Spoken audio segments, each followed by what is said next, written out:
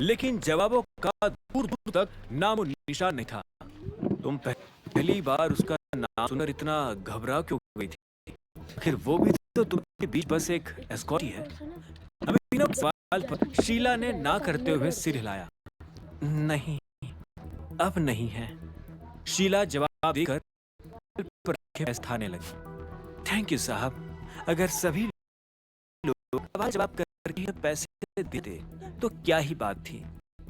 अभिनव ने सिर हिलाया और फिर वह उठाकर पूछा, निहारिका कहाँ है अभी? अभिनव के सवाल से शीला फिर से घबरा गई। वो बोलने को तो झूठ बोल सकती थी, लेकिन उससे फिर ये भी लगा कि अगर अभिनव जैसा आदमी सिर्फ मुंह खुलवाने के लिए इतने पैसे निकाल सकता था, तो मुंह बंद करने के लिए बंदूक भी निकाल सकता था। उसने डरते हुए एक पल के लिए अभिनव को देखा और फिर नजरें नीचे करके फुसफुसाया, अरबाज लेकर गया उसको।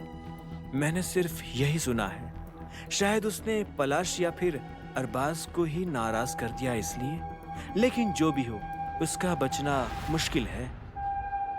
अभिनव ने धीरे से अपना सिर हिलाया। उसने जैसा अंदाजा लगाया था, कहानी उसी तरह से चल रही थी। हालांकि उसे अभी भी ये डर था कि अरबाज ने अब निहारिका को कहाँ और किस हालात में रखा था। आपके सवाल जवाब हो गए हो तो काम शुरू करें? शीला की आवाज सुनकर अभिनव अपनी सोच से बाहर आया और वो धीरे से उसके सामने खड़ा हो गया। मुझे तुम्हारे काम में कोई इंटरेस्ट नहीं। अभिनव के खड़े होने से उसकी परछाई शीला पर गिरने लगी, जिससे वो थोड़ा डरने लगी। सिर्फ ये बताओ, पलाश दिख कैसा है? कोई नहीं जानता पलाश कैसा दिखता है, शीला ने हिचकिचाते हुए जवाब दिया। अभिनव ने उसकी आंखों में घूरा। पास सवाल अभी भी कई सारे थे, लेकिन शायद शीला के पास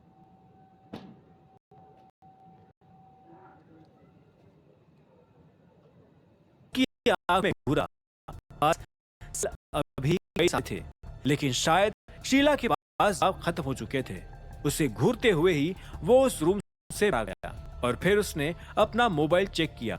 उसके मोबाइल में बलराज का एक मैसेज आया हुआ था, जिसमें उसने करा था कि सारे बच्चे अभिनव के पहुंच चुके थे।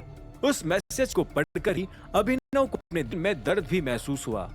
भले ही वो सभी बच्चों को दुनिया भर के ऐशो आराम दे सका था, लेकिन उस छोटी बच्ची बिंदु को उसकी मां से वापस मिलवाने में वो फेल होता जा रहा था। उसे अंदर ही अंदर ये डर खा रहा था कि कहीं अरबाज ने निहारिका को मार न दिया हो। कुछ इन्फॉर्मेशन पता चली क्या बॉस? अभिनव के गाड़ी में बैठते ही डॉन ने पूछा। वो इतनी देर से उसका गाड़ी में ही इंतजार कर रहा था। इन्फॉर्मेशन मिली है, लेकिन निहारिका कहाँ है अभी भी पता चल पाया। निहारिका थी तो पलाश के एस्कॉर्ट में से एक, ये बात तो कंफर्म है ना? अभिनव ने हामी में लाकर जवाब दिया और फिर वो गाड़ी चलाकर वहां से निकल गया। पलाश एस्कॉर्ट्स का इस्तेमाल करके अरबाज की पैसे कमा रहा है, मतलब वो जरूर ही अरबाज के बहुत करीबी लोगों में से एक भी है। अभिनव ने गाड़ी चलाते हुए अनुमान लगाया।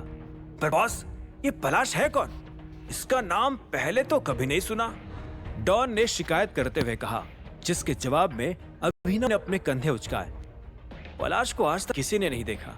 उन्हें इसको गाइज ये एपिसोड 92 का ही है, मगर वो पहले वाला है जो आप सुन सकते हैं, मगर उसके थोड़ा सा आगे का कट गया था, इसलिए उसके आगे का एपिसोड ये है। गर्ल्स ने भी नहीं। वो काफी अंडरग्राउंड रहकर काम करता है। और एक सेकेंड, अभिनव रुका और उसे अचानक कुछ महसूस हुआ। ये पलाश ही दिक्पाल का बेटा तो नहीं, वही जिसे हम ढूंढ रहे हैं? अभिनव के अनुमान से डॉन भी हैरान हो गया, लेकिन उसे अभी भी ये बात हजम नहीं हुई। नहीं नहीं बॉस, इम्पॉसिबल। इम्पॉसिबल कैसे? अरे अभी आपने ये तो कहा ना कि पलाश अरबाज के बहुत करीब है, तो अरबाज तो उसे कहीं ना कहीं जानता ही होगा ना। और बात रही दिक्पाल के बेटे की, तो उसे तो सच में कोई नहीं जानता, ना नाम ना शक्ल ना सूरत, कुछ भी नहीं। अभिनव ने ना करते हुए अपना सिर हिलाया। मैं भी 100% श्योर नहीं हूं, लेकिन तुम ऐसे भी तो सोचो डॉन, कि अरबाज पलाश को जानता है और अरबाज दिक्पाल को भी जानता है, लेकिन ये जरूरी थोड़ी ना है कि अरबाज उन दोनों के बीच बाप बेटे का रिश्ता है ये भी जानता है। और फिर लड़कियों को एस्कॉर्ट बनाने का घिनौना काम सिर्फ दिक्पाल की ही औलाद कर सकती है। और ये एस्कॉर्ट का पूरा नेक्सस चल भी कह रहा है दिक्पाल की ही एटॉमिक बार में। सभी चीजें उसी ओर हिंट कर रही है, इसीलिए मैं भी अब इस बात को अनदेखा नहीं कर सकता हूं। अभिनव की बात सुनकर डॉन भी सोच में पड़ गया। उसे उसके रीजन तो समझ आ रहे थे, लेकिन वो अभी भी उसके रिजल्ट को हजम नहीं कर पा रहा था। इसी वक्त अभिनव के फोन पर अचानक एक मैसेज आया।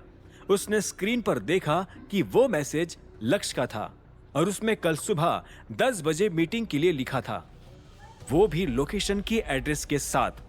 अभिनव ने वो मैसेज पढ़कर डॉन की ओर देखा। वो भी उस मैसेज को साइड से पढ़ चुका था। लगता है ये मीटिंग आखिरी होगी। हमें बस ये पता लगाना है कि निहारिका कहाँ है, उसके बाद उस अरबाज से तो निपट लेंगे। डॉन ने मुस्कुराते हुए सिर हिलाया। सही है बॉस, ये फाइल भी खत्म हो जाएगी। अभिनव ने मुस्कुराकर सिर तो हिलाया, पर उसे एक टेंशन अभी भी खाई जा रही थी, और वो ये कि इतने कॉल्स करने के बाद भी लक्ष्य ने जवाब में कॉल की बजाय मैसेज क्यों किया था, और वो भी तब जब मीटिंग कल ही होने वाली थी। साथ ही अभिनव उस कोड के बारे में भी सोचने लगा था जो लक्ष्य को उसे भेजना था। हालांकि इतने कॉल्स मिस करने के बावजूद भी लक्ष्य ने उसे कोड नहीं भेजा था। ये सारी बात ध्यान में रखकर अब अभिनव को कुछ गड़बड़ महसूस होने लगी थी। लक्ष्य का मैसेज इस बार अलग क्यों हो सकता था? क्या पलाशी वाकई में दिक्पाल का बेटा था? अभिनव अब निहारिका को कैसे ढूंढने वाला था? क्या होंगे इन सभी सवालों के जवाब? जानने के लिए सुनते रहिए आगे।